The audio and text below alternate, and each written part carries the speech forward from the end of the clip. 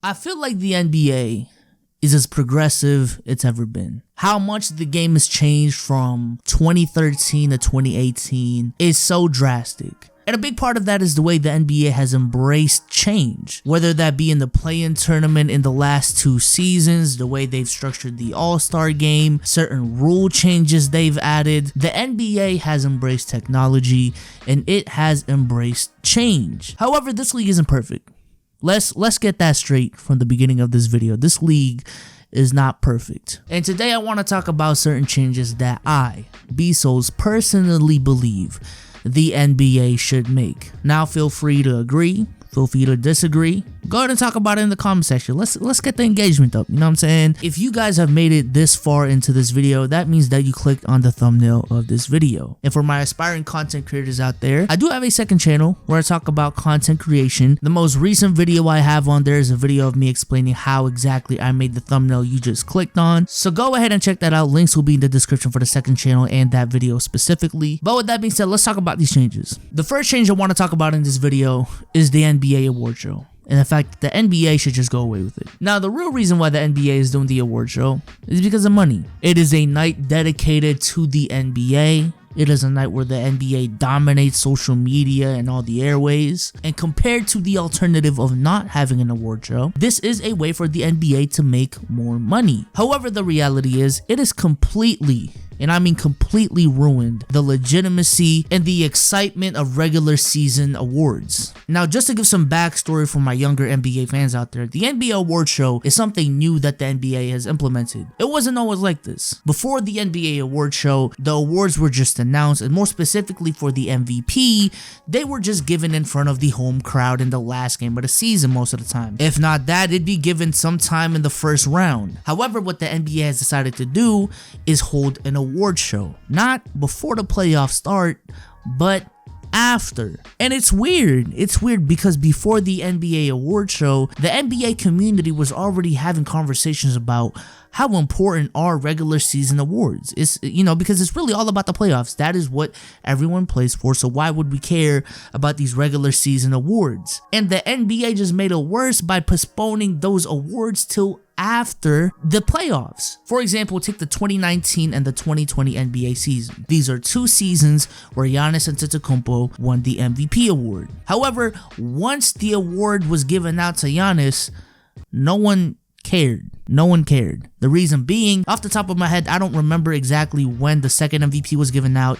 I believe it was after the playoffs, so but correct me if I'm wrong. But 2019, I know for a fact there was an NBA award show. By the time the award was given to Giannis, all the headlines were Kawhi and how he was the best player in the world and how dominant he was in the playoffs and how Giannis underperformed in the playoffs. So yes, Giannis was given his flowers for the regular season he had, but when the last memory people have of Giannis is underperforming in the playoffs, you know, it's just kind of weird. It's just kind of weird. Another example would be the year before when James Harden won the MVP. Yes, James Harden won the MVP. However, after the playoffs, the way KD played, the way LeBron played, no one was thinking about James Harden and how he did in the regular season 3 months before the NBA award show has happened. So not only is it illegitimizing the award even more, but also in terms of presentation, yes, it's cool to see all of the NBA stars in one area, in one, you know, in one show, and having Drake hosted and having all these celebrities in one place. But I always personally thought it was a special moment when the MVP award was given to the MVP in front of his home crowd. I think it's extremely cool for players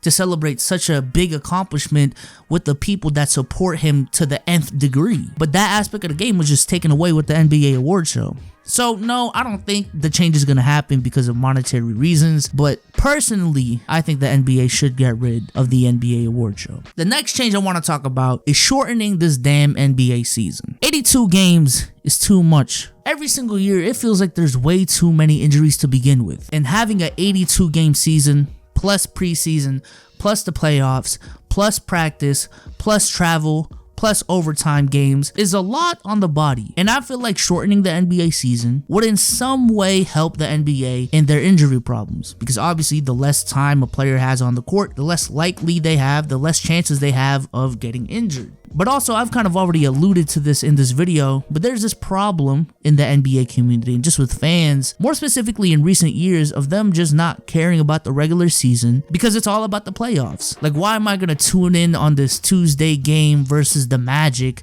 when it's just 1 out of 82 and there's not much stakes to it because there's another game in 2 days? If the NBA wants the regular season to matter, I feel like they have to shorten the NBA season. I feel like they have to shorten the NBA season because what shortening the NBA season does is it makes every single game more valuable. Let's just take it to another sport, the NFL. The NFL has a 16 game regular season, correct me if I'm wrong. And because there are only 16 games in the regular season, every single game is such a spectacle because it counts so much in the standings. A 3-game losing streak in the NFL is much more detrimental to that team's season than a 3-game losing streak in the NBA. Even more so compared to the MLB when there's 160 plus games. And we can look at a different league in basketball. Let's talk about the NCAA. What makes every single March Madness game so important is that it's not a best out of 7 series like in the NBA. It's just one game. If you lose that one game, your season is over. And if you look at the NCAA's regular season, it's only 33 games. So once again, not having that many games in a regular season really adds importance to every single game. Now again, this is one of those things that just the NBA probably won't do because of monetary reasons. If you reduce the number of games in a season by 20 or 30, that's 20 or 30 games per team that the NBA is losing out on, which is another way of me saying the NBA would lose out a lot of money. The NBA definitely has some mathematicians on their teams and statisticians on their team that calculated how much money the NBA would lose with a 20-30 game reduction in the regular season games, and they probably concluded the fact that it's just not to their benefit to reduce the season by that much. Another con of reducing the number of games in the regular season would also be the historical implications with that type of change. With there being less regular season games reaching the career milestones that a Kareem Abdul-Jabbar reached or a LeBron James reached when for a majority of their career they had an 82 game regular season, is going to be more difficult if they lessen the games to 50 or 60. And if they reduce the number of games in the regular season, a lot of NBA records may truly be unbreakable simply for the fact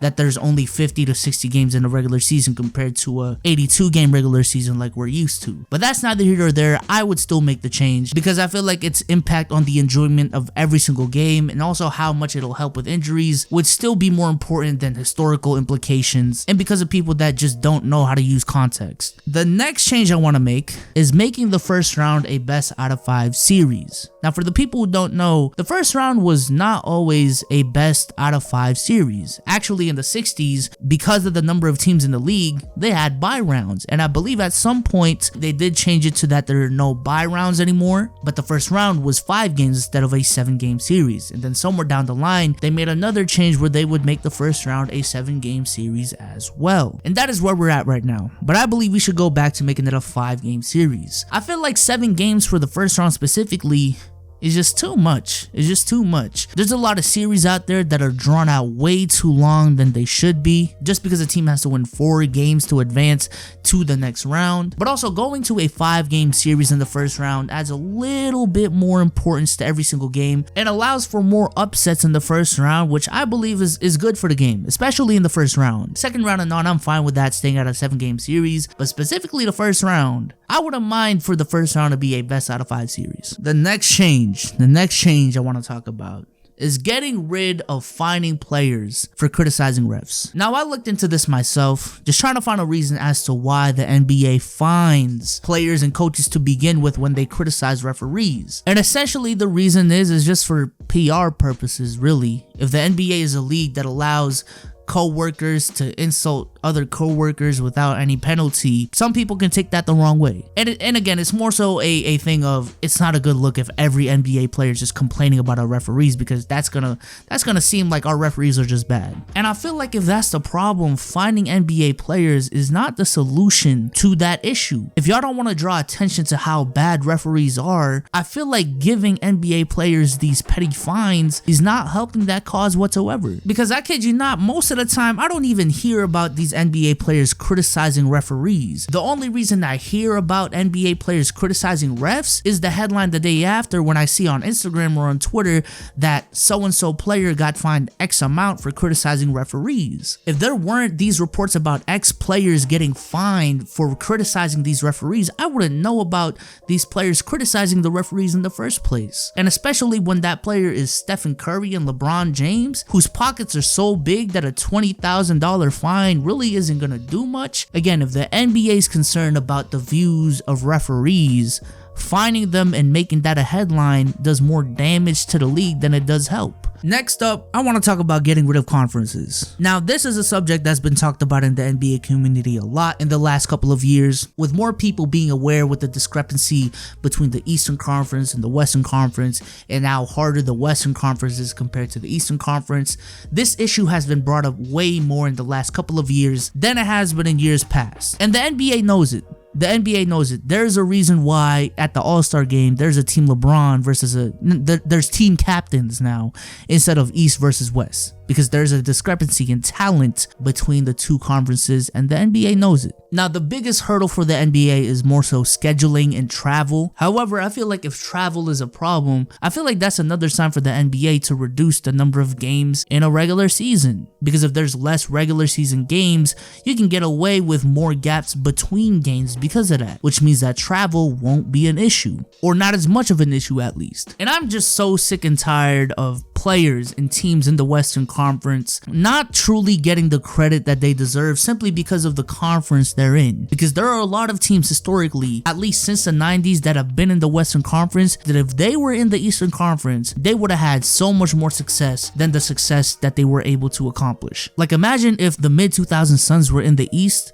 they for sure would have made the finals at least once, and our perception of Steve Nash would be drastically different. Same thing with the early 2000s Kings, and more recently we can even talk about, the 2015 to 2017 San Antonio Spurs, the Rockets in that time span, the Clippers for the majority of the 2010s. There are a lot of great teams in the Western Conference that don't get the credit that they deserve simply because they're in a conference where they are more likely to run into a 55-win team in the second round compared to the Eastern Conference, where a 55-win team is probably the first seed, and you won't meet that team unless you are that team until the Eastern Conference Finals. Go ahead and subscribe to the channel if you haven't already. Go ahead and check out that second channel. Links will be in the description. But with that being said, I'm out. Peace.